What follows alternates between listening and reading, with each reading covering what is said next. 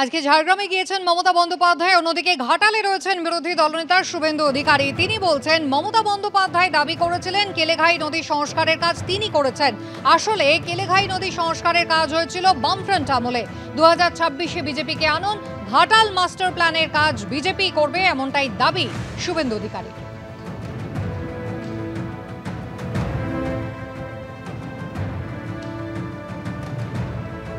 উনি কাজ বলেছেন না কেলেঘাই আমি করেছি, উনি করেননি। কেলেঘাই কাজ শুরু হয়েছে 2010-এ বামফ্রন্টের সরকার, প্রণব মুখার্জি অর্থমন্ত্রী। কেলেঘাই গোপালেশ্বরী বাগুই খুদাই চন্ডিয়া সংস্কারের কাজ প্রণব মুখার্জি করেছেন। একটা কথা বলবেন না, 10 সালে কাজ শুরু হয়েছে। শিশির অধিকারের প্রচেষ্টা আর প্রণববাবুর অর্থ বরাদ্দে কেলেঘাই গোপালেশ্বরী খেলায় জল দেওয়া হয়েছে। আপনারা মমতাকে বিশ্বাস করেন না মেদিনীপুরের ছেলে শুভেন্দুকে বিশ্বাস করেন? 34 বছর সিপিএম করেনি, 14 বছর মমতা করেনি, 26-এ বিজেপিকে আনুন। কেলেঘাই গোপালেশ্বরীর মতো ঘাটাল মাস্টার প্ল্যান বিজেপি করবে।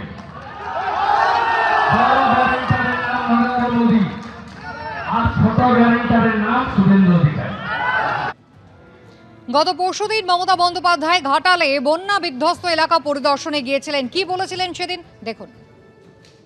আমরা অলরেডি ঘাটাল মাস্টার প্ল্যান দীর্ঘ 20 বছর ধরে কেন্দ্রীয় সরকারের কাছে করেছিল, কিন্তু তারা কিছু করেনি। যেমন কপালেশ্বর কেলেঘাই আপনারা মিদনাপুরে সবাই জানেন, এটাও করেছিল। কপালেশ্বর কেলেঘাইটা আমরা করেছি। আর যেটা হচ্ছে তোমার ঘাটাল, যেটা মাস্টার প্ল্যান সেন্টারের করার কথা ছিল, ওরা করেনি। কিন্তু আমরা অলরেডি 1,000 কোটি টাকার একটা মাস্টার প্ল্যান করেছি। তার মধ্যে এবছরের বাজেটেই 500 কোটি টাকা রাখা হয়েছে। পরশু একেবারে বন্যা বিধ্বস্ত ঘাটালে গিয়ে জলের মধ্যে নেমে গোটা এলাকা পরিদর্শন করেছিলেন মমতা বন্দ্যোপাধ্যায়, যাকে কটাক্ষ করতে ছাড়লেন না বিরোধী দলনেতা শুভেন্দু অধিকারী।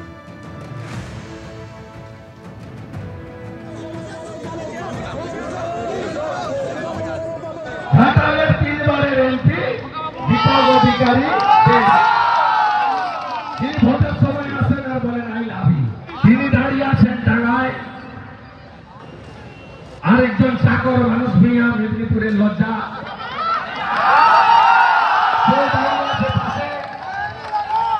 আর ইনি চটি পরে নেমে ক্যামেরার সামনে আমি ছত্তিশগড়ে ভোট প্রচারে গেছিলাম, বাঙালিদের কাছে, দিল্লিতে গেছিলাম,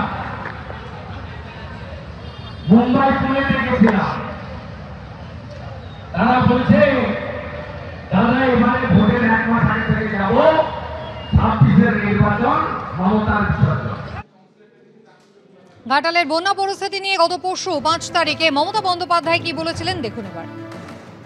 আমি আজকে নতুন নয়, প্রতিবারই আসি, এবং একবার তো আমার মনে আছে ঘাটালে 3তলা বাড়ি থেকে হেলিকপ্টারে করে মানুষকে নামানো হয়েছিল, সেটাও আমার মনে আছে। কাজে এই জায়গাটা পুরো একদম তোমার মতো।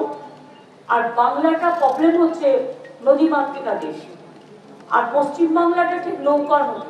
ডিবিসি জল ছেড়ে দিলে, মাইথন জল ছেড়ে দিলে, পাঞ্চের জল ছেড়ে দিলে অন্যান্য নদী হয়ে সেই জলগুলোতে দক্ষিণবঙ্গ ডুবে যায়। এতে মানুষের যেমন ক্ষতি হয়, আমাদেরও রাজস্ব থেকে প্রচুর পরিমাণ টাকা খরচ হয় এর জন্য।